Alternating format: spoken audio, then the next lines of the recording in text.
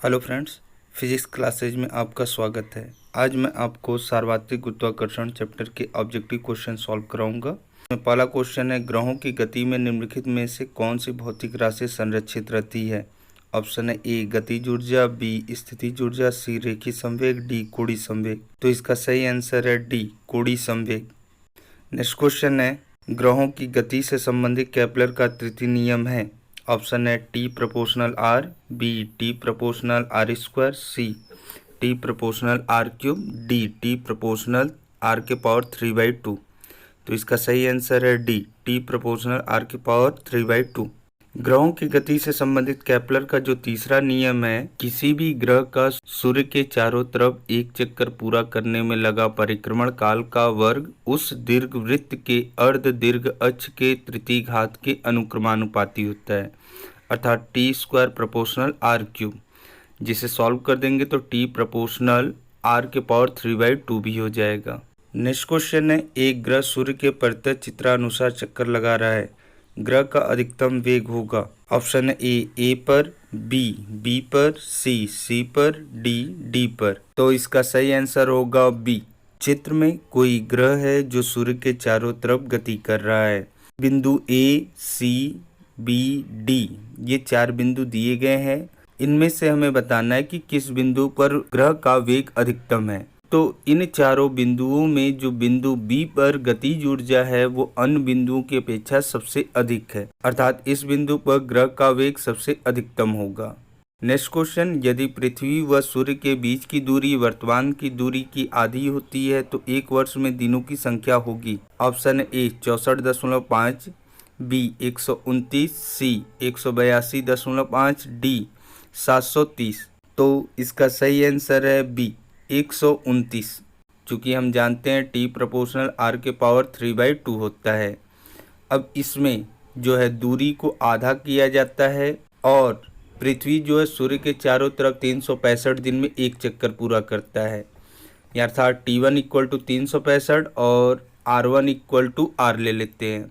T2 हमें ज्ञात करना है तो R2 बराबर R/2 है। तो अब यहाँ मान रख के जब सॉल्व करेंगे तो आ जाएगा 129 दिन। नेक्स्ट क्वेश्चन है, पृथ्वी के किसी उपग्रह एस की कक्षीय त्रिज्या एक दूर संचार उपग्रह की कक्षीय त्रिज्या की 4 गुनी है।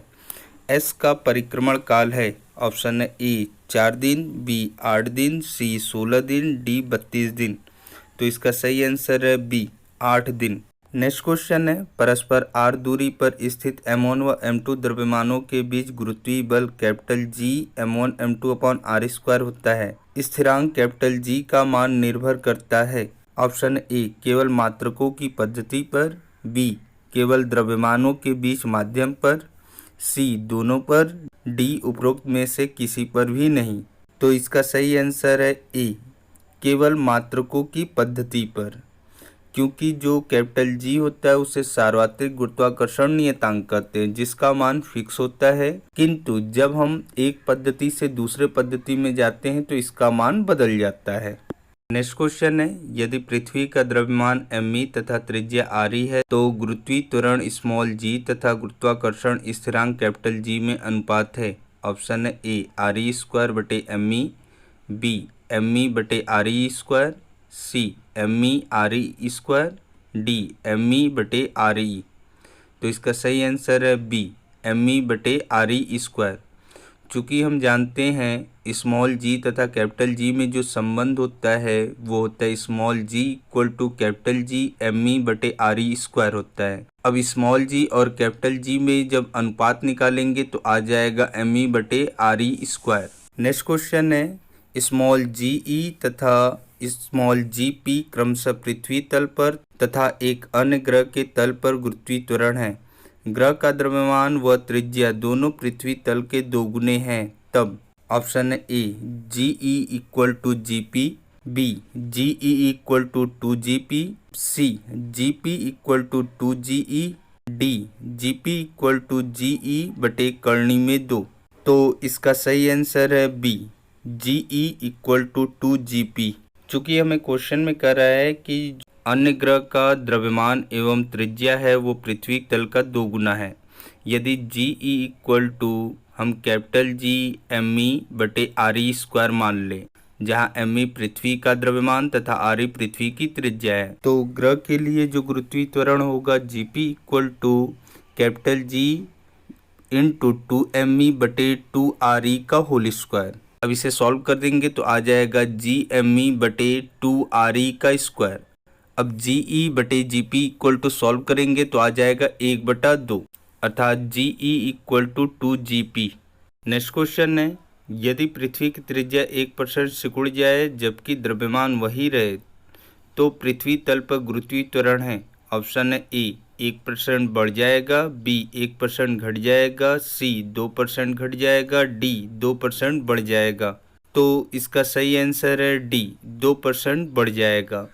चूँकि हम जानते हैं small G equal to capital G me/re² होता है, तो del G/G equal to -2 del R/R, अर्थात हम त्रिज्या को 1% कम कर दें तो गुरुत्वीय त्वरण 2% बढ़ जाएगा।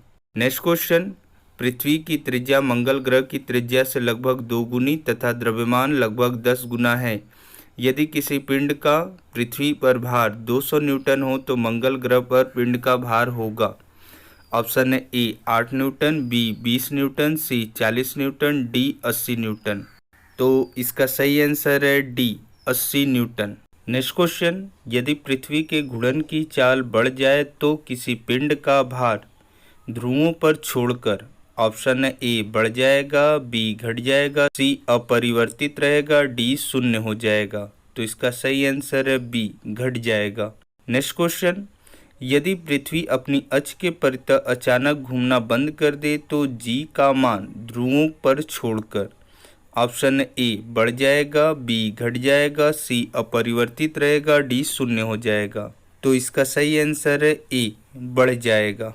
नेक्स्ट क्वेश्चन, यदि पृथ्वी त्रिज्या आरी अपनी अक्ष के परितः अचानक घूमना बंद कर दे तो विषुवत रेखा पर जी का मान है।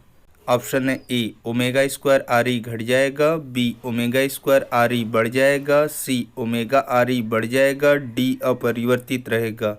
तो इसका सही आंसर है बी ω² RE बढ़ जाएगा। नेक्स्ट क्वेश्चन है, पृथ्वी की त्रिज्या 6400 किलोमीटर तथा पृथ्वी पर गुरुत्वीय त्वरण 10 मीटर प्रति सेकंड स्क्वायर है। यदि h ऊंचाई पर गुरुत्वीय त्वरण 2.5 मीटर प्रति सेकंड स्क्वायर हो तो h का मान क्या होगा। ऑप्शन है ए 3200 किलोमीटर, बी 6400 किलोमीटर, सी 9600 किलोमीटर, डी 12800 किलोमीटर। तो इसका सही आंसर होगा बी 6400 किलोमीटर। चूंकि हम जानते हैं पृथ्वी तल से h ऊंचाई पर जो गुरुत्वीय त्वरण का मान होता है वो G' बराबर G/(ब्रैकेट में 1 + h/RE का होल स्क्वायर होता है।